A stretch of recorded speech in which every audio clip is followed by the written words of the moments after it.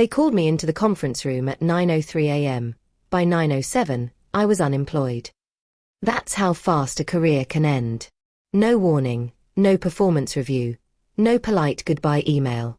Just a cold handshake and a manila envelope. I'm Ava Reynolds, Senior Account Manager at Silverline Marketing, or at least, I was, until this morning. For 5 years, I bled for that company. Late nights, weekend calls, client crises handled before sunrise. I made their biggest deals happen. I turned their messy accounts into gold.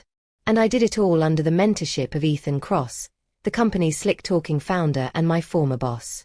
Ethan loved to call us a family. He said it every Friday morning in those team meetings. At Silverline, we win together. But it turns out family meant nothing when it came to the bottom line. He sat at the end of that glossy mahogany table this morning, perfectly calm in his tailored navy suit. Ava, he said, this isn't personal. We're restructuring. Restructuring. The corporate version of stabbed in the back. Across the table, Melissa, the HR manager who'd always smiled a little too hard, slid me a termination form like she was handing me a parking ticket. Effective immediately, she added, her voice syrupy but nervous. She couldn't even look me in the eyes. I looked at Ethan, waiting for him to say something real, an apology, a reason, anything. But he just leaned back in his chair, fingers steepled, watching me like a problem he'd just solved. The truth is, Ethan and I had history.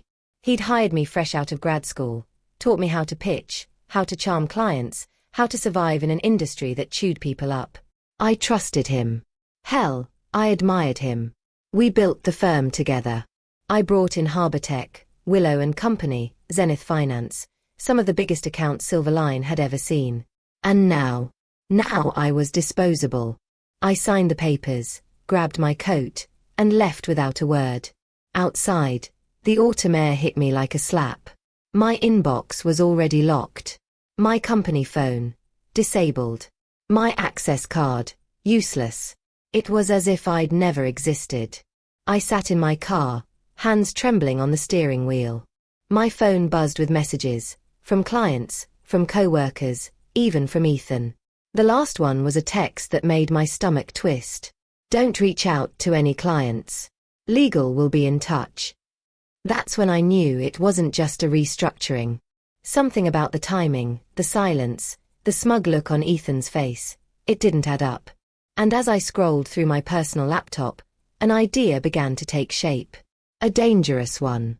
Because if Ethan thought he could erase me that easily, he had no idea who he was dealing with. He fired me without notice, so I took the clients with me. Looking back, the signs were there long before that morning in the conference room. It started small, little things I brushed off because I trusted Ethan. After all, he'd built Silverline from the ground up. He was charming, confident, the kind of leader who could make a 5-minute pep talk feel like a life-changing moment. But somewhere along the way, something in his tone changed. The first red flag was Tech. That was my client, my biggest one. I'd landed their 7-figure campaign after months of cold calls, late-night strategy sessions, and more coffee than sleep. Then one day, Ethan casually mentioned during a meeting, I'll take over Tech personally for a while, just to strengthen the relationship. I didn't argue.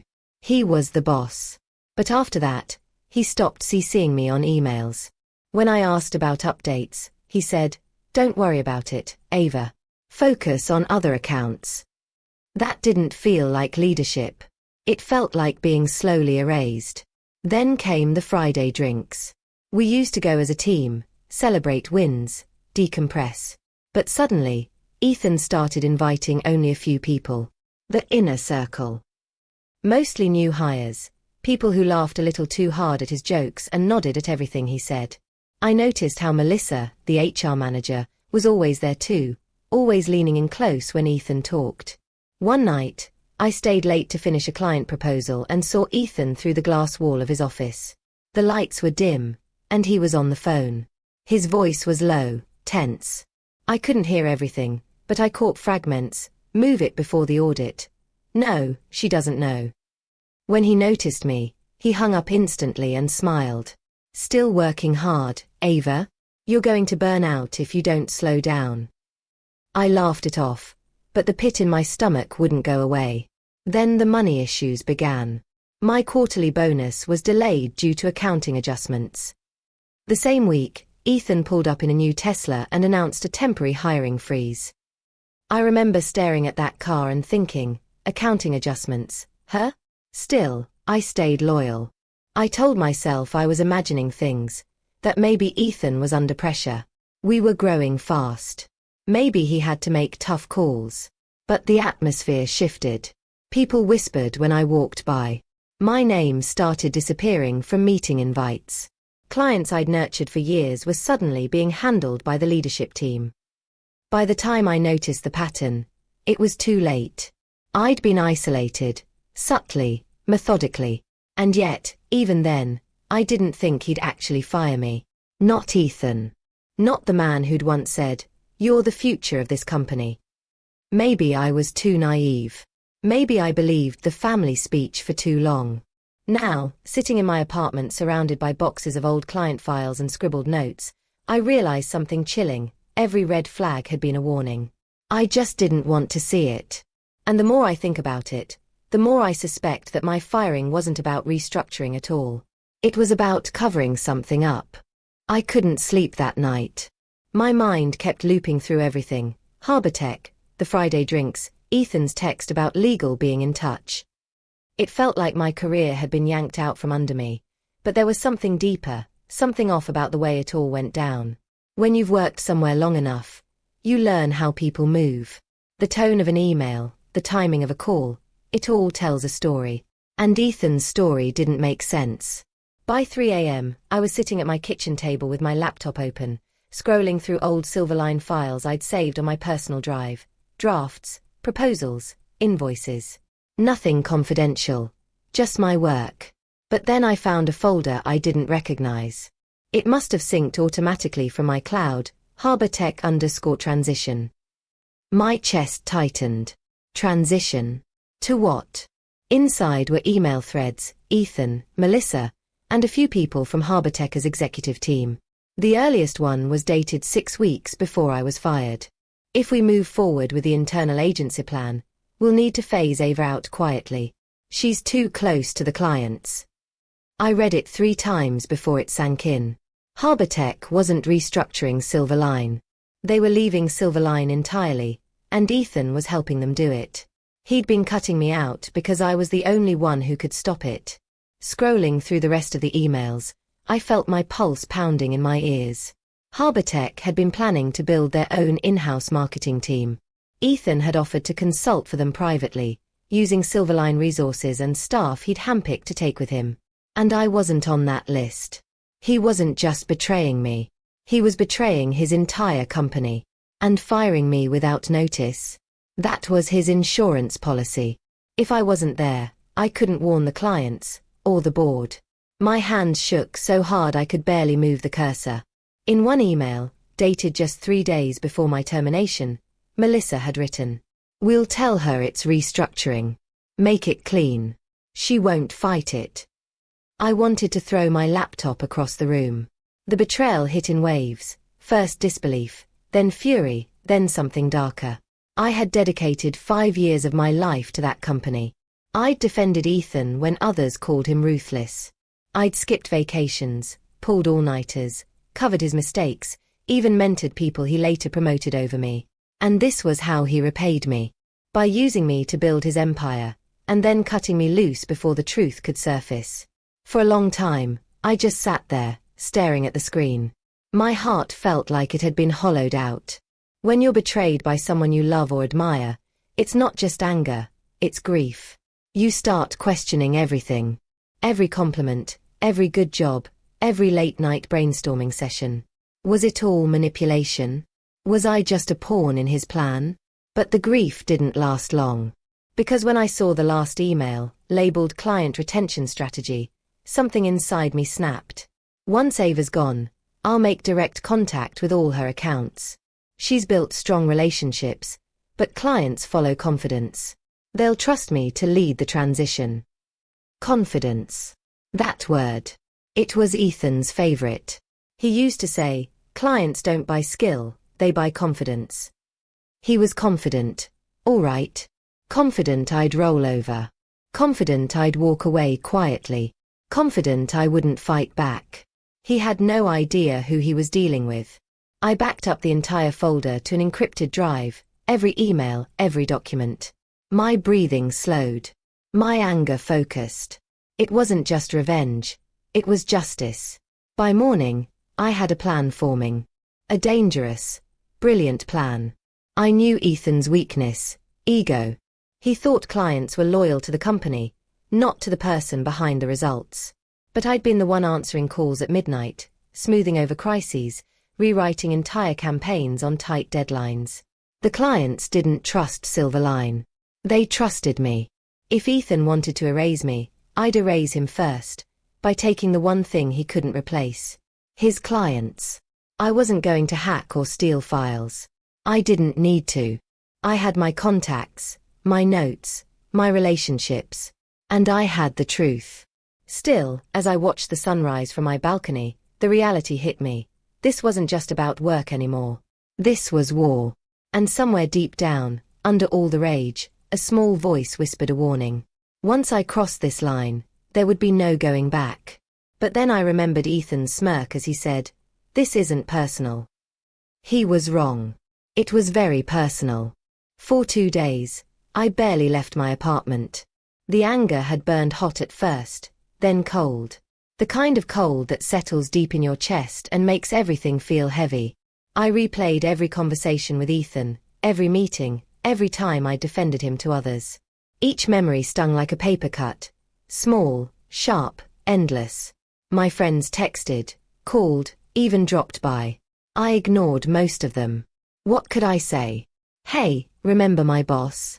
The one who called me his protégé? He fired me so he could steal my clients and sell them to a new company behind everyone's back. No one would believe it. Not without proof. By the third morning, I was staring blankly at the skyline when something unexpected happened. An email notification popped up on my phone. The sender's name made my pulse jump.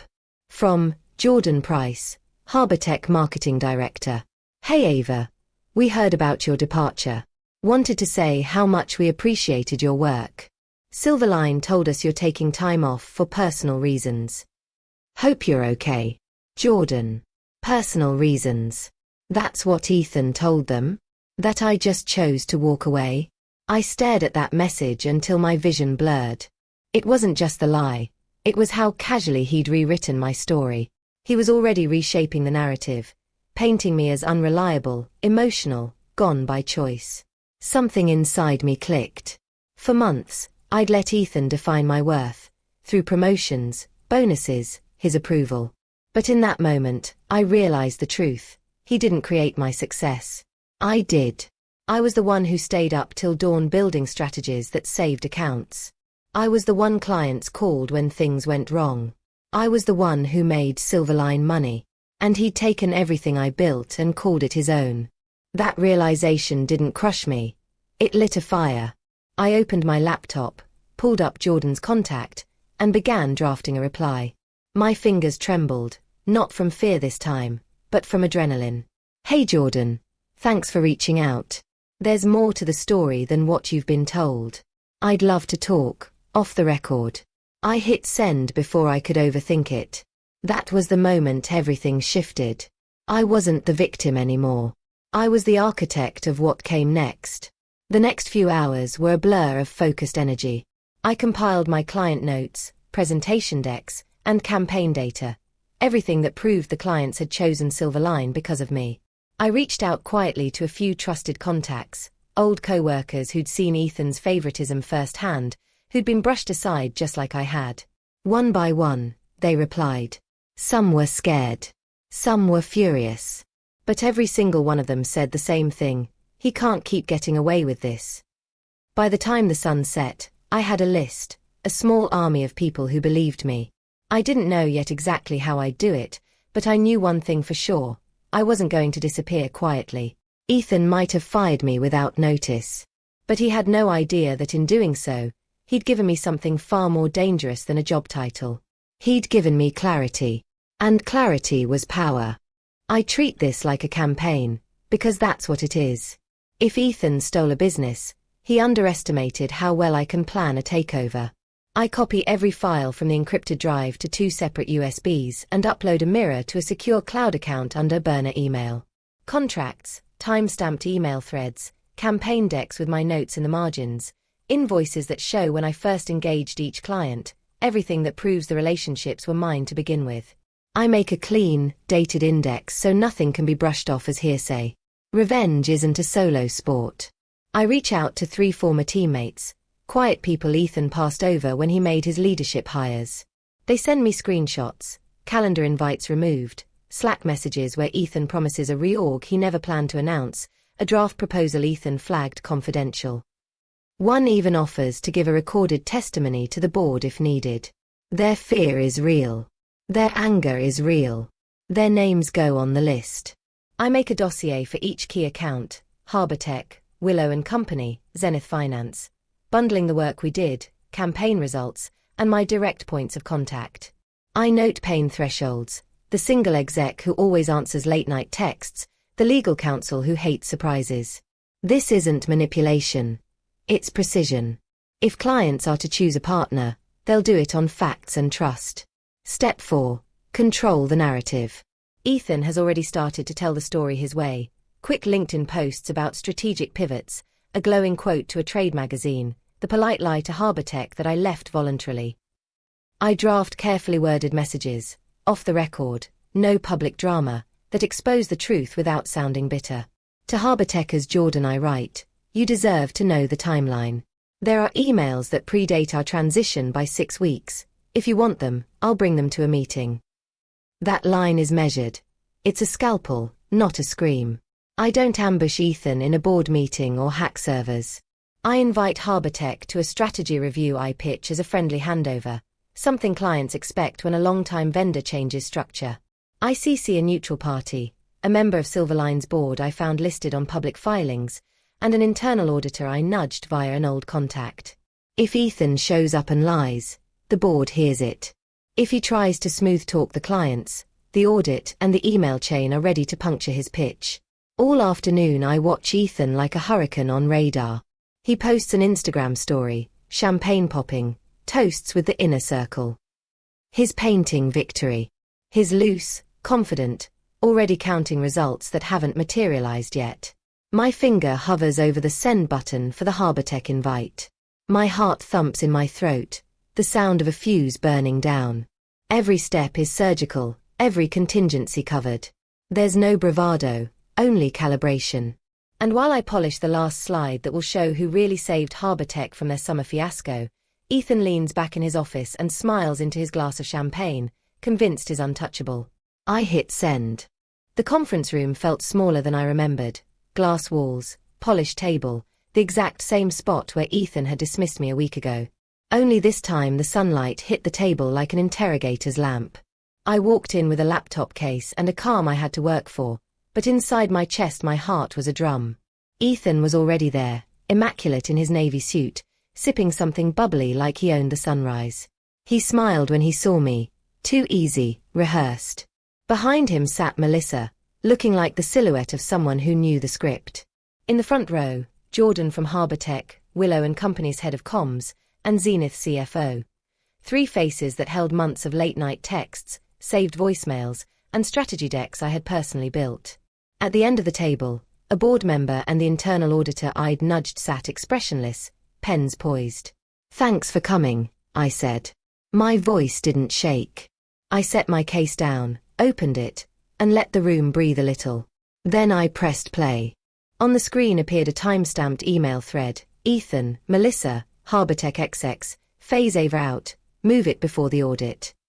The text scrolled like a slow-rolling verdict. The room went quiet enough to hear air conditioning hum. Ethan's smile thinned. He fumbled with a napkin, licked his lips. "Were you aware," I asked softly, "that these conversations were happening weeks before you told the board?" The auditor didn't need me to answer. He tapped his tablet and nodded once. The board member's face hardened. Ethan tried to recover with practiced charm. "Ava, this is..."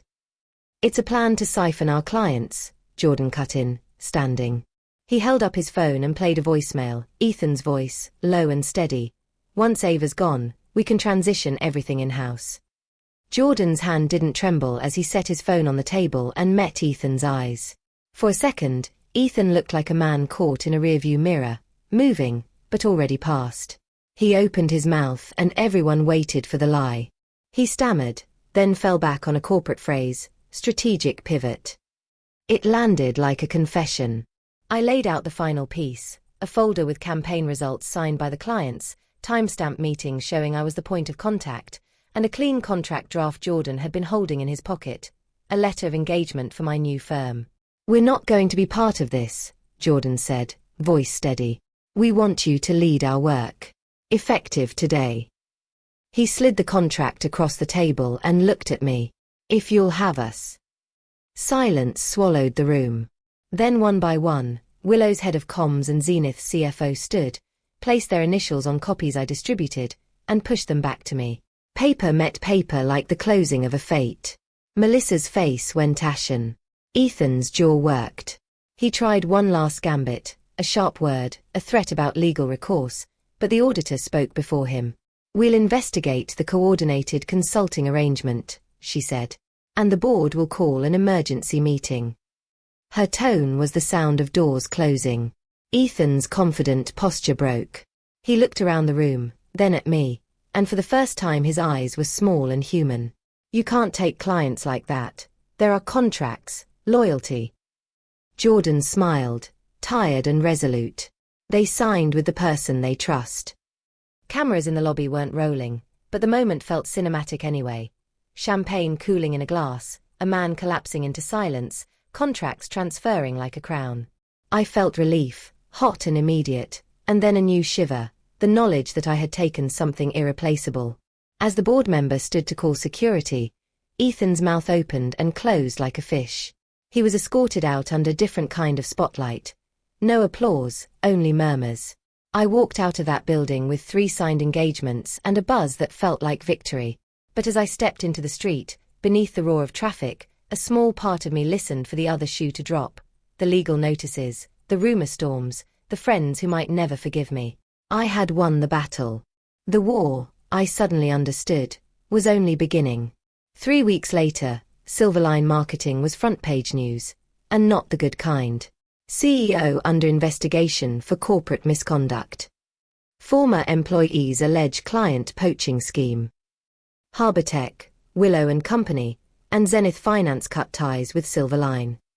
Every headline told the story Ethan had tried to bury. The board suspended him within 48 hours of our meeting.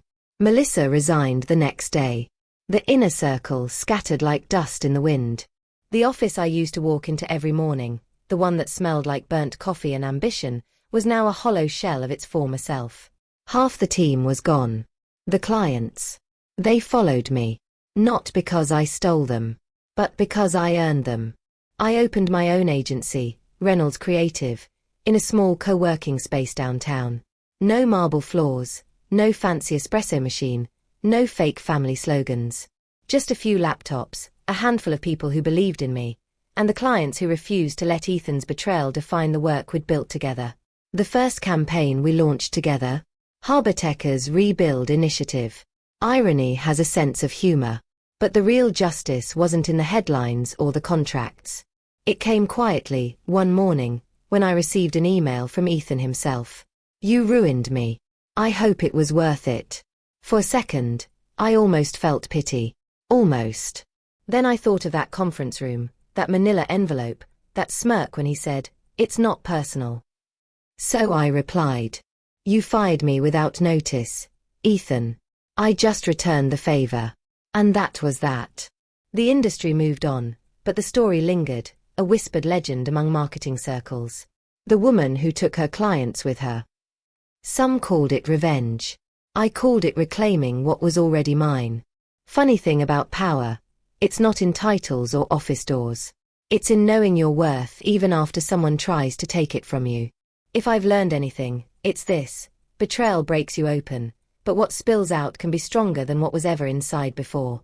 Because when people show you their loyalty was only a transaction, you learn how to invest in yourself instead. And the sweetest revenge? Success so loud it drowns out every lie they told about you. To everyone watching, have you ever been blindsided by a boss, a friend, someone who thought you'd just stay quiet? Tell me your story in the comments. I read every single one. And if you believe in turning betrayal into power, hit subscribe. Because trust me, this isn't just a story. It's a warning. They fired me without notice. So I took the clients with me.